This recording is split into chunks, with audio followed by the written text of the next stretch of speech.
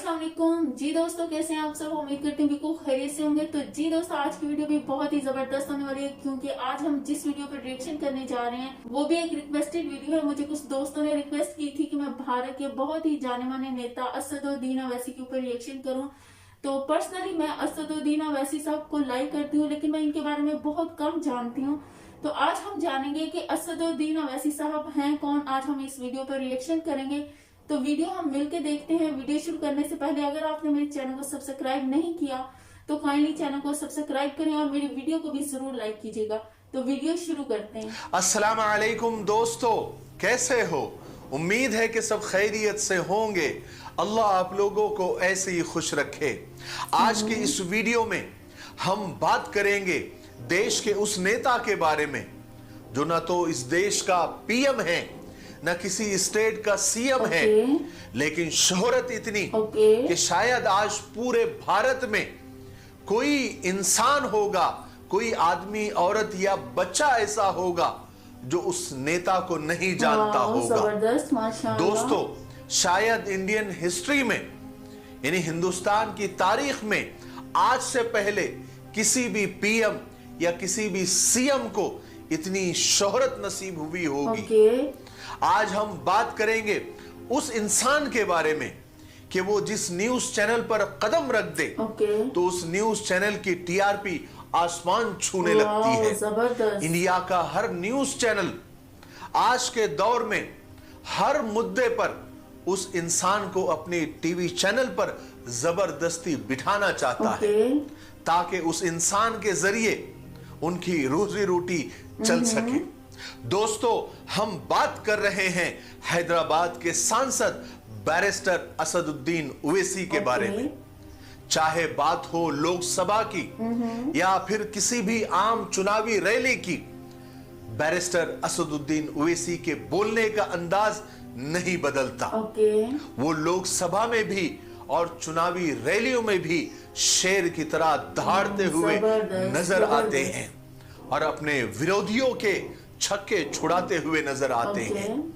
असदुद्दीन ओवैसी का नॉलेज और फैक्ट यानी दलीलें इतनी जबरदस्त और मजबूत होती है कि उनके विरोधी भी, उनकी मुखालिफत करने वाले भी उनकी तारीफ किए बिना नहीं रहते। जब असदुद्दीन ओवैसी किसी मंच पर भाषण देने के लिए जाते हैं तो लाखों लोग उनका भाषण सुनने के लिए आते हैं, उनकी तकरीर सुनने के लिए आते हैं। और आपको ये जानकर हैरानी होगी कि जितने भी लोग उनका भाषण, उनकी तकरीर सुनना पसंद करते हैं, उनमें आधे से ज्यादा लोग वो होते हैं जो उनके विरोधी होते हैं, लेकिन फिर भी लोग उनका भाषण, उनकी तकरीर सुनना पसंद करते हैं, क्योंकि विरोधियों का भी मानना यह है कि असदुद्दीन ओवैसी इस दौर में पूरे भारत में सबसे पढ़े लिखे नेताओं में से एक है। पूरे इंडिया में आज के दौर में कोई ऐसा नेता मौजूद होगा जो नॉलेज और फैक्ट के साथ साथ स्पीच देने के मामले में असदुद्दीन ओवैसी का मुकाबला कर सके। आज के इस वीडियो में हम शॉर्टकट में जानेंगे कि आखिर असदुद्दीन ओवैसी कौन है, बचपन से लेकर अब तक का टोटल राजनीति का सफर कितना मुश्किल और कितना आसान रहा। दोस्तों, बैरिस्टर असदुद्दीन ओवैसी कॉलेज के दिनों में बहुत अच्छे क्रिकेटर हुआ करते थे। वो इतने अच्छे क्रिकेटर थे कि वो नेशनल टीम में खेलने का ख्वाब भी देखने लगे थे। फिर अचानक ऐसा हुआ, उनकी जिंदगी में एक ऐसा मोड़ आया कि वो क्रिकेटर तो नहीं बन सके, लेकिन इंडिया के सबसे ताकतवर नेताओं में से एक नेता बन गए। कैसे? दोस्तों, बैरिस्टर असदुद्दीन ओवैसी की पैदाइश हैदराबाद के शहर में 13 मई 1979 में हुई थी। असदुद्दीन ओवैसी के वालिद यानी फादर सलाहुद्दीन ओवैसी थे। उनकी मां का नाम नजमुन निसा था। असदुद्दीन ओवैसी के एक छोटे भाई अकबरुद्दीन ओवैसी को भी आप जानते होंगे, जो हमेशा अपने जोशीले बयान की वजह से हाईलाइट में रहते हैं। क्रिकेट में उनकी काबिलियत का अंदाजा सिर्फ इस बात से लगा सकते हैं कि बहुत ही कम उम्र में असदुद्दीन ओवैसी का अंडर 25 में सिलेक्शन हो गया था। इसके अलावा उन्होंने DZID या विजिट ट्रॉफी भी खेली थी। बाद में उनका सिलेक्शन साउथ जोन यूनिवर्सिटी के टीम में हो गया था। असदुद्दीन ओवैसी के साथ खेलने वाले प्लेयर आज भी ये मानते हैं कि असदुद्दीन ओवैसी इतने अच्छे पेस्ट बॉलर थे, यानी फास्ट बॉलर थे, कि हर इनिंग में वो 4 से 5 विकेट तो ले ही लिया करते थे। दोस्तों, असदुद्दीन ओवैसी की फास्ट बॉलिंग कॉलेज के दिनों में बेंगलोर की तरफ से खेलने वाले वेंकटेश प्रसाद की बॉलिंग की टक्कर मानी जाती थी। वही वेंकटेश प्रसाद जो आगे जाकर इंडियन इंटरनेशनल क्रिकेट टीम के बड़े बॉलर साबित हुए। और बहुत सारे लोगों का तो यह कहना है कि सियासत में आकर भी असदुद्दीन ओवैसी साहब फास्ट बॉलर का काम ही कर रहे हैं। वो रोजाना विरोधियों के 4 से 5 विकेट तो ले ही लेते हैं। बहरहाल असदुद्दीन ओवैसी ने अचानक ये फैसला किया कि वो अपने क्रिकेट करियर को छोड़कर अब लॉ की पढ़ाई करना चाहते हैं, यानी कानून की पढ़ाई करना चाहते हैं। वो भी इंडिया में नहीं बल्कि लंदन में जाकर। जबरदस्त। अब ये फैसले के बाद वो लंदन रवाना हो गए। असदुद्दीन ओवैसी साहब की फैमिली इतनी अमीर थी कि लंदन की पढ़ाई का खर्च वो आसानी से उठा सकती थी, कोई दिक्कत नहीं थी। लेकिन बैरिस्टर असदुद्दीन ओवैसी ने अपने पढ़ाई का खर्चा खुद उठाने का फैसला किया। असदुद्दीन ओवैसी अपने इंटरव्यू में ये बता चुके हैं कि जब उन्होंने लंदन में पढ़ाई की थी तो उन्होंने जॉब करके अपनी पढ़ाई का खर्च खुद उठाया था। और ये फैसला उनके फैमिली का नहीं बल्कि उनके खुद का था। 1992 और 1993 यानी 1992 और 1993 के दौर में लंदन से बैरिस्टर की डिग्री लेकर जब वो इंडिया में वापस आए तो इंडिया आते ही उनके वालिद सलाहुद्दीन ओवैसी ने राजनीति में उन्हें उतारने का फैसला किया।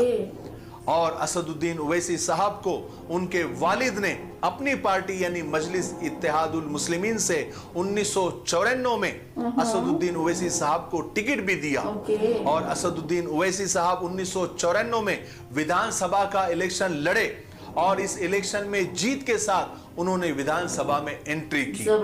उसके बाद उनकी शोहरत को 4 चांद लगते ही चले गए। असदुद्दीन ओवैसी 2004 का इलेक्शन जीतने के बाद जब पहली बार लोकसभा में गए तो शायद किसी को यह अंदाजा नहीं था कि आने वाले दिनों में ये कम उम्र दिखने वाला एक सादा सा इंसान हम सब पर भारी पड़ने वाला है। 2004 के बाद फिर बैरिस्टर असदुद्दीन ओवैसी साहब ने पीछे मुड़कर नहीं देखा। लगातार एक के बाद एक कामयाबियों की सीढ़ियां चढ़ते चले गए। 2004 में एमपी का इलेक्शन जीतने के बाद हर इलेक्शन में असदुद्दीन ओवैसी साहब ने बड़े फासले के साथ जीत को हासिल किया। हैदराबाद से लगातार 4 बार सांसद चुने गए। इसके अलावा हैदराबाद की 7 विधानसभा सीटें भी ओवैसी साहब के पास है। अगर यानी इसका मतलब ये हुआ कि अगर ये कहा जाए कि हैदराबाद की राजनीति में ओवैसी साहब की इजाजत के बगैर एक परिंदा भी पर नहीं मार सकता तो ये कहना शायद गलत नहीं होगा। साथ ही साथ मैं आपको ये भी बताता चलूं कि असदुद्दीन ओवैसी साहब कुछ झूठे इल्जामों की वजह से जेल भी काट चुके हैं। राजनीति में ये आम बात है क्योंकि शायद ही कोई ऐसा बड़ा नेता होगा जिसने जेल का मुंह नहीं देखा होगा। आज असदुद्दीन ओवैसी की 6 औलादें हैं जिनमें से 5 बेटियां और 1 बेटा है। हम आपको ये बताते चले कि असदुद्दीन ओवैसी साहब के सपोर्टर उन्हें नकीब मिल्लत यानी दीन की रहनुमाई करने वाला के नाम से पुकारते हैं। और मेरा भी मानना यह है कि असदुद्दीन ओवैसी साहब में नकीब मिल्लत कहलाने की सारी खूबियां मौजूद हैं। क्योंकि असदुद्दीन ओवैसी साहब की खास बात यह है कि वो हमेशा जमीनी तौर पर लोगों के साथ रहते हैं।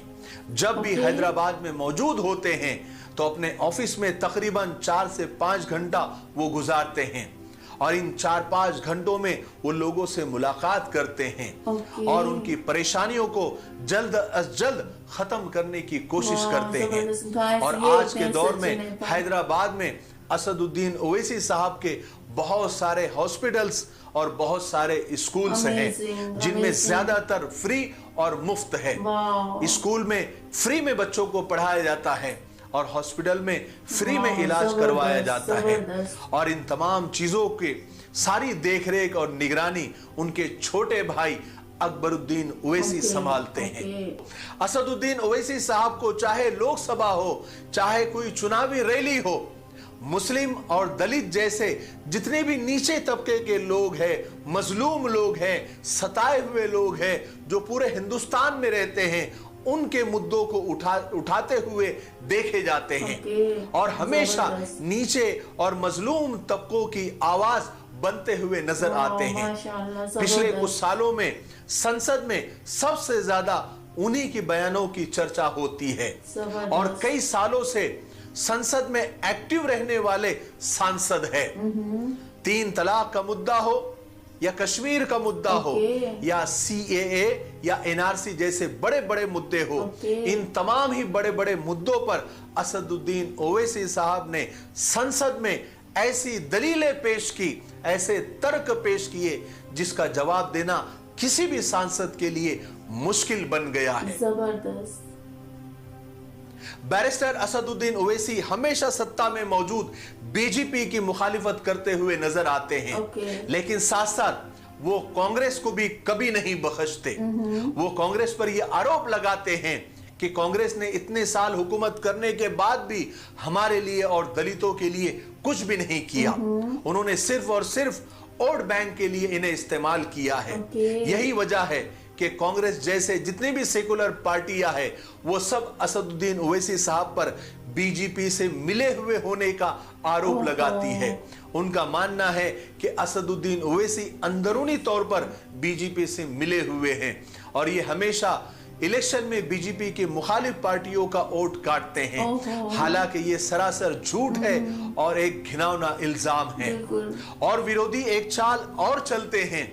असदुद्दीन ओवैसी साहब पर सिर्फ मुसलमान का नेता उन्हें बताकर उन्हें सबसे अलग करने की कोशिश करते हैं, लेकिन हकीकत यह है कि असदुद्दीन ओवैसी मजलूमों की आवाज है, फिर चाहे वो किसी भी धर्म का हो, किसी भी जात का हो या किसी भी मजहब का हो।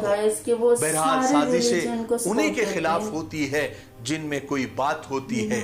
आज असदुद्दीन साहब का ये हाल है। वो कहते हैं, उनका मानना है कि बनना है तो समंदर बनो, लोगों के पसीने छूट जाने चाहिए तुम्हारी औकात को नापते नापते। मुझे उम्मीद है कि आज का ये वीडियो आपको पसंद आया होगा। मेरे लिए, पूरी उम्मत के लिए और पूरी इंसानियत के लिए खैर और भलाई की दुआ करते रहे। अस्सलाम वालेकुम व रहमतुल्लाहि व बरकातुहू।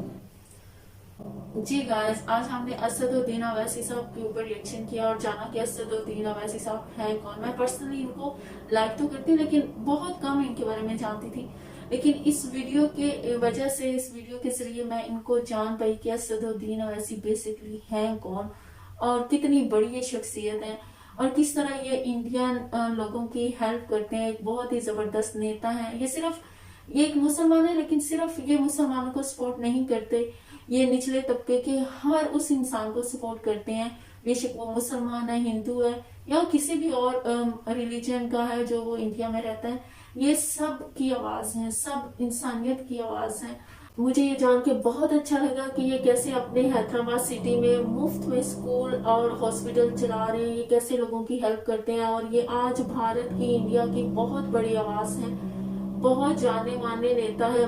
बहुत सारे लोग, बहुत सारे, आप यूं कह लें कि पूरा इंडिया से बाहर भी इनकी शोहरत है। बहुत सारे लोग इनको लाइक करते हैं। मैं खुद पर्सनली इनको लाइक करती हूँ। तो अल्लाह ताला इनको अपने हिफ्ज़ ईमान में रखे और जो जो ये काम कर रहे हैं अल्लाह ताला इनकी हेल्प करे वो काम करने में और ये मजलूमों और इंसानियत का सहारा बन सके।